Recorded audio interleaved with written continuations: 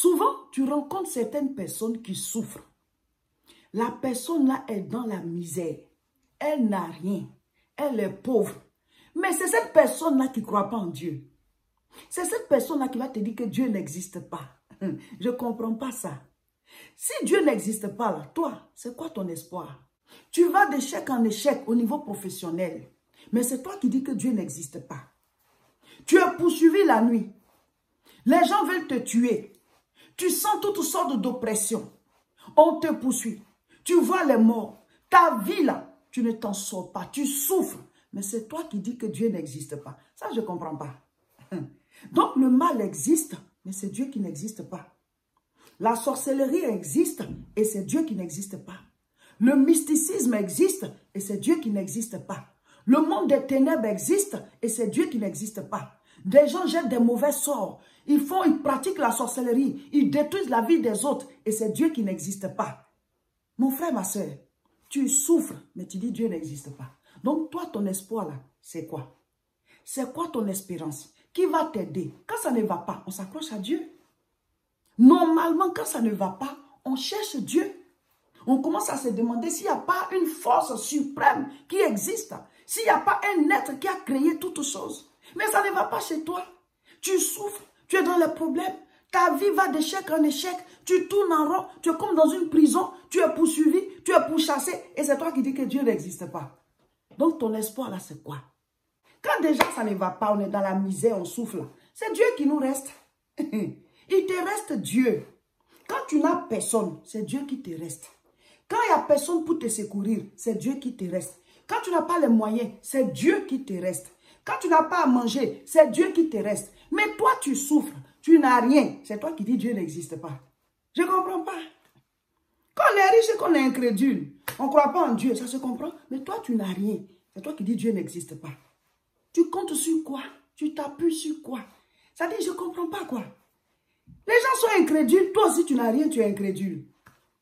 Excusez-moi, je dois dire les choses crues. Ce n'est pas pour insulter quelqu'un. Hein. Mais il y a des gens là, il faut ouvrir un peu leurs yeux. Tu n'as rien, tu dis Dieu n'existe pas. Je ne comprends pas. Qui va t'aider, toi? Qui va aider ta famille? Déjà, tu n'as rien. C'est Dieu qui te reste. Quand on n'a rien, on s'accroche à Dieu. On dit, au moins Dieu est là. On prie, on se bat et on dit, Dieu va m'aider. Mais toi, tu dis, Dieu n'existe pas. Il y a des gens qui sont incrédules alors qu'ils sont pauvres. Tu es incrédule alors que tu es malade. Tu es incrédule alors que c'est Dieu pour toi. Donc, si Dieu aussi, tu ne veux pas de Dieu là, c'est quoi ton espoir? Tu vas t'en sortir comment? Ta situation où tu es là, tu vas sortir de là comment? La maladie là, tu vas guérir de cette maladie là comment? Hein? Les médecins soignent, c'est Dieu qui guérit. Tu souffres, mais tu dis Dieu n'existe pas. Tu vas gérer la situation là comment? Si les riches disent que Dieu n'existe pas, ça se comprend. Et même là encore, ils sont en danger. Parce que Satan leur envoie des maladies incurables que leur argent ne peut pas guérir. C'est-à-dire que quels que soient les soins qu'ils vont faire, la maladie est là. Mais toi déjà, tu n'as même pas les moyens qu'ils ont. Et c'est toi qui dis que Dieu n'existe pas. Ça, je ne comprends pas. Il y a des gens que les sorciers poursuivent. Ce n'est même pas quelqu'un qui leur a dit que les sorciers les poursuivent. Eux-mêmes, ils témoignent que les sorciers les poursuivent. Par rapport aux expériences bizarres qu'ils vivent. Leur vie là, ce sont des expériences bizarres seulement. Donc, ils savent qu'ils sont poursuivis par les esprits impurs. Dans leurs rêves, ils vivent des choses. Et souvent, ces choses-là, ces choses vécues dans le rêve, se manifestent dans la réalité. Ils voient des choses dans le rêve et dans la réalité, ça se manifeste. Donc, ils savent qu'ils sont poursuivis par les esprits impurs. Ils savent qu'ils ont des œuvres maléfiques qui les poursuivent, qui les cherchent, qui les pourchassent. Ils ne savent pas pourquoi, ils ne savent pas comment s'en sortir. Et ces mêmes personnes-là, quand tu leur parles de Dieu, elles vont te dire que Dieu n'existe pas. Quand tu leur dis que leur solution se trouve dans le nom de Jésus, elles vont dire, moi, j'y crois pas. Moi, je ne crois même pas en Dieu. Ces choses-là, en tout cas, moi, je ne crois pas que ça existe. Mais pendant ce temps, la personne est poursuivie. Pendant ce temps, les démons sont à ses trousses. Pendant ce temps, les sorciers poursuivent la personne. Mais quand il s'agit de Dieu, la même personne va te dire que Dieu n'existe pas. Moi, je n'y crois pas. Je ne crois pas en ces choses. Mais dès qu'elle ferme les yeux, là, c'est le monde des ténèbres. Ce sont les démons qui poursuivent la personne. Ils n'ont pas la paix. Ils n'ont même pas la paix. Ils n'ont pas un moment libre. Parce qu'à tout moment, il y a des choses qui se passent. Ils sont obligés d'aller vers des addictions pour pouvoir se soulager un peu. Mais en même temps, tu dis que Dieu n'existe pas. Mon frère, ma soeur, quand ça ne va pas, on s'accroche à Dieu. Le Seigneur dit, je suis le Père des orphelins. Je suis l'époux des veuves. Je suis le Dieu des opprimés. Il dit, venez à moi, vous tous qui êtes fatigués et chargés, et je vous accorderai le repos. Toi, tu es fatigué et chargé, épuisé même, mais tu ne veux pas venir à Dieu, parce que pour toi, il n'existe pas. Et certains disent, mais si Dieu, il existait, on allait le voir. Ce n'est pas parce qu'on ne voit pas quelqu'un, ou bien parce qu'on ne voit pas quelque chose, que la chose n'existe pas. L'air qui nous permet de vivre, on ne l'a jamais vu. Mais c'est l'air que nous respirons tous les jours. C'est pour cela qu'on est encore en vie. Tu n'as jamais vu l'air. Tu n'as même pas touché. Mais tu sais que l'air existe. Et c'est Dieu qui a créé l'air. C'est Dieu qui a créé la lumière. On ne peut pas toucher la lumière. Mais c'est grâce à la lumière qu'on arrive à se diriger. Mon frère, ma soeur, ce n'est pas parce que quelque chose n'est pas visible que ça veut dire que ça n'existe pas. Le coronavirus qui est en train de décimer, qui a tué des gens depuis 2020 jusqu'à maintenant. Depuis fin 2019, cette maladie a commencé à battre son plein. Tu as déjà vu le coronavirus? Tu l'as déjà vu? Toutes les maladies qui sont en train de tuer les gens, tu les vois? Les microbes ne sont pas visibles à l'œil nu. Les virus, les bactéries et tout ça, il faut des appareils pour les voir. Il faut un microscope pour voir les microbes. De la même manière, il faut la foi pour voir Dieu. Pour que tu puisses voir Dieu, il faut y croire. Il dit, croyez et vous le verrez s'accomplir. Toi, ça ne va pas chez toi. C'est toi qui dis que Dieu n'existe pas. Si tout va bien chez quelqu'un qui dit que Dieu n'existe pas, ça se comprend. Mais ça ne va pas chez toi. Mais tu dis que Dieu n'existe pas. C'est quoi ta solution? C'est quoi ton dernier rempart? À quoi est-ce que tu vas t'accrocher alors? Mes frères, mes soeurs, Dieu existe. Dieu existe. Le nom de Dieu existe dans toutes les langues du monde. Personne ne s'est arrêté pour appeler chaque peuple, pour lui dire, vous appelez Dieu comme ça, vous appelez Dieu comme ça, vous appelez Dieu de telle manière. Dieu existe. Ce qui n'existe pas n'a pas de nom. C'est parce que Dieu existe qu'il a pris la peine de mettre son nom dans chaque langue du monde. Mon frère, ma soeur, n'attends pas d'arriver au ciel pour faire la paix avec Dieu. N'attends pas d'arriver au ciel avant de découvrir Dieu. Parce que dans tous les cas, même si tu ne crois pas en Dieu, même si tu dis que Dieu n'existe pas, mais au moins tu sais que ta vie là a une fin. Nous avons tous une date de péremption. Et celui qui met la date de péremption, c'est qui? C'est le fabricant. Pour tout produit, c'est celui qui a fabriqué qui met la date de péremption. Celui qui nous a créés là, il a une date de péremption sur chacun de nous. Et personne, nous-mêmes, on ne connaît pas la date de péremption. Le produit là, quand il est là comme ça, il ne connaît même pas sa date de péremption. C'est celui qui l'a fabriqué qui met la date de péremption sur le produit. C'est-à-dire que la date d'expiration. Donc chacun de nous a sa date. Donc, quand tu es en train de vivre comme ça, tu es en train de marcher là, tu ne sais même pas si te reste un jour, tu ne sais pas si te reste 2 jours, tu ne sais pas si te reste des années, tu ne sais pas si te reste voilà, même 100 ans. Il y a des gens qui vont vivre même au-delà de 100 ans. C'est comme ça. Dieu fait grâce à qui il veut. Ce n'est pas parce que tu fais ci ou ça. Non, c'est la grâce de Dieu. Il y a des gens même qui font tout ce qu'il faut faire pour pouvoir vraiment maintenir une santé de fer. Mais quand même qu'ils tombent malades. C'est vrai qu'on doit faire notre part. Ça ne veut pas dire qu'il ne faut pas faire d'efforts. Mais je veux dire, il y a des mystères, il y a des paramètres qu'on ne maîtrise pas. Et ça, c'est le domaine de Dieu. Donc, dans tous les cas, chacun de nous va mourir un jour. Chacun de nous va quitter sur la terre. Après ça, où vas-tu? Après ça, qu'est-ce qu'il y a? Donc, quand tu dis que Dieu n'existe pas là, mon frère, ma soeur, ton éternité là, tu vas passer ça où? Tu vas passer ça comment? Et tu ne sais même pas ce qu'il y a de l'autre côté. Tu ne sais pas aussi d'où tu viens. On est entouré par 2 inconnus.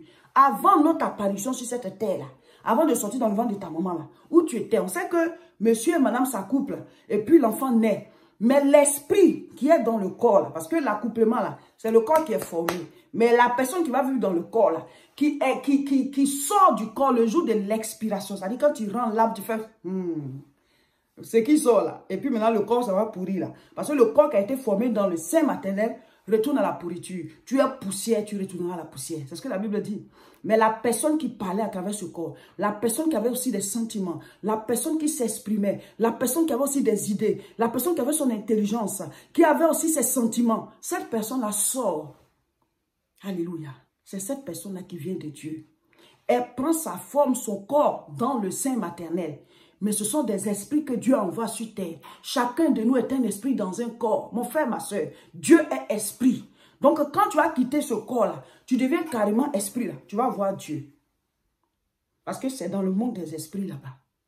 Mon frère, ma soeur, demandez à ceux qui ont déjà vécu des situations de coma, comme s'ils étaient en train de mourir. Tu quittes ton corps. Toi-même, tu vois ton corps comme ça, puis tu t'en vas. Ils ont rendu témoignage plein. Tu te vois sortir et le corps là. Si tu te dis, ah, où je vais comme ça, voici mon corps, me voici là-bas. Les gens ont rendu ce témoignage. Moi-même, quelqu'un m'a rendu ce témoignage. De moi-même, ce n'est pas que quelqu'un me l'a raconté. Quelqu'un m'a rendu. Un Européen avec qui on louait les chaises de l'église. Et qui m'a dit, madame, à 15 ans ou quel âge là, il a vécu une expérience. Il a fait un accident grave, il était dans le coma. Et il est mort, je ne sais pas, c'est quelques minutes. Mais il est sorti, il s'est vu sortir, en train de partir. Et peut-être que ce n'était pas son jour. Dieu a permis qu'on le ranime et qu'il revienne. Mais pendant qu'il était là-bas, tout ce que les gens faisaient, il a vu, il a entendu tout. Parce qu'il n'était pas encore parti pour toujours. Parce qu'il n'avait pas encore rendu l'âme ici. Mes frères, mes soeurs, ça, ce sont des domaines qu'on ne maîtrise pas. Donc, ça sort pour dire Dieu n'existe pas là. Tu es en danger. Il y a des choses que la science ne peut pas expliquer.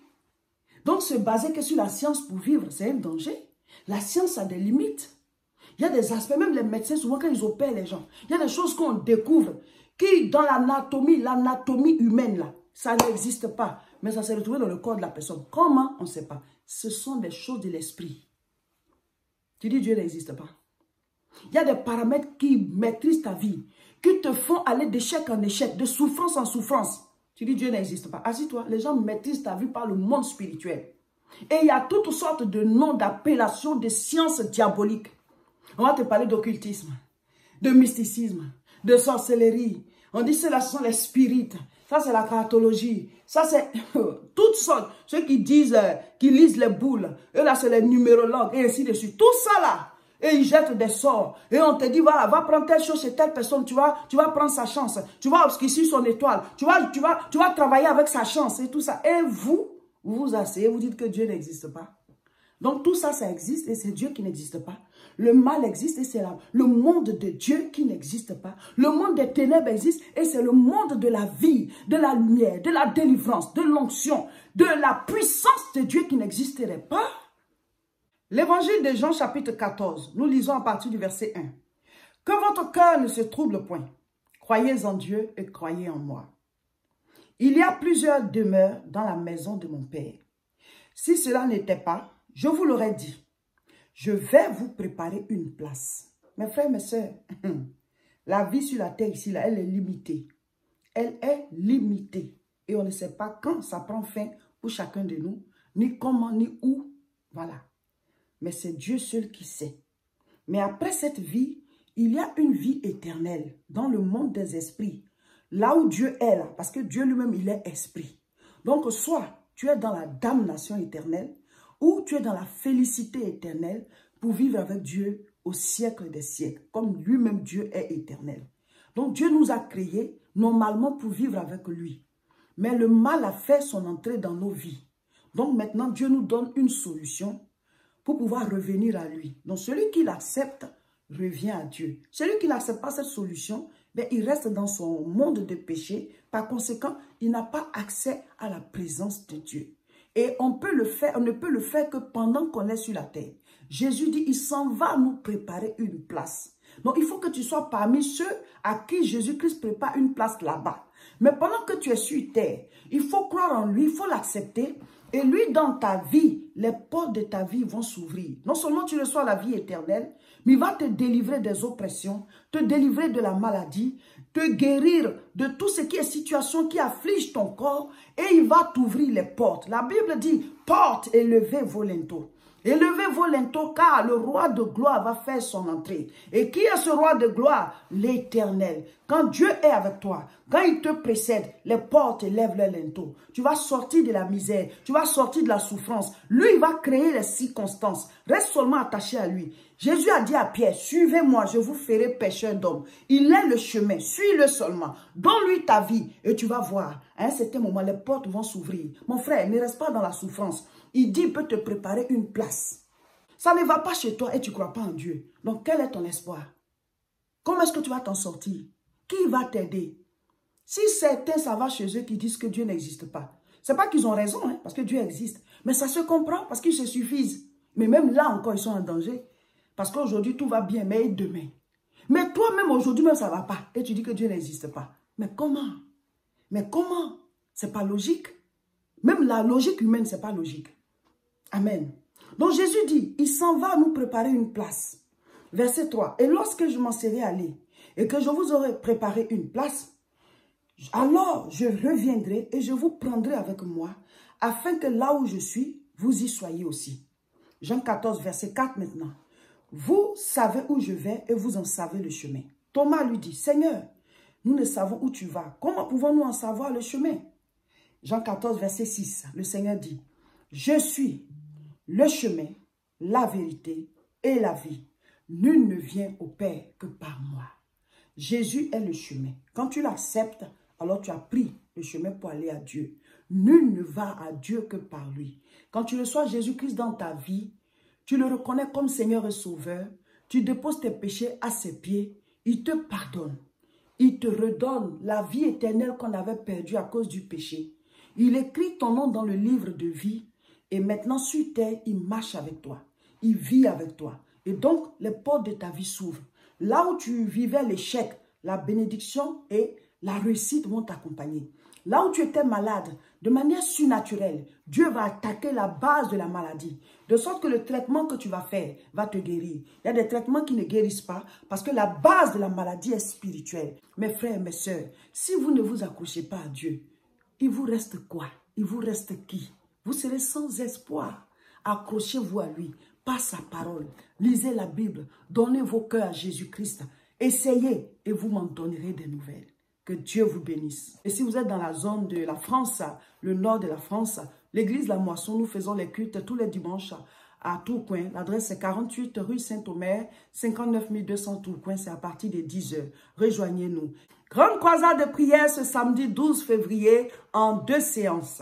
De 14h30 à 16h30 et de 17h à 19h. 2 séances choc dans la présence de Dieu. Le thème c'est toujours 2022, l'année des bâtisseurs. Venez, le Seigneur va bâtir votre foi, il va bâtir votre vie spirituelle. Et quand ça va de manière spirituelle, alors ça ira de manière physique aussi.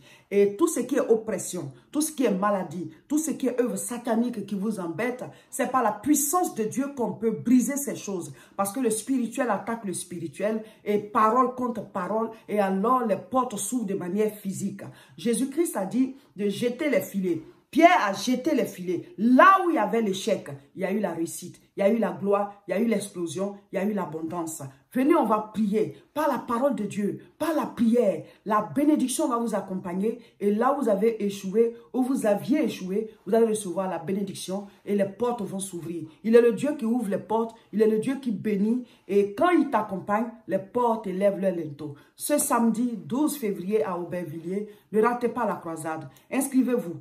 Si c'est sur Facebook que vous nous suivez, les liens sont au-dessus. Cliquez dessus, inscrivez-vous et soyez là ce samedi. Et si c'est sur YouTube, en dessous, là où c'est écrit description, voilà, cliquez là et inscrivez-vous, choisissez votre séance et soyez là ce samedi. Il y a des choses qu'on ne rate pas. Grande croisade de prière ce samedi à Aubervilliers. L'adresse est 29 rue Sadi Carnot, 93 300 Aubervilliers. Abonnez-vous à nos différentes chaînes et partagez massivement cette vidéo. Ce mercredi à 12 h, connectez-vous pour le direct.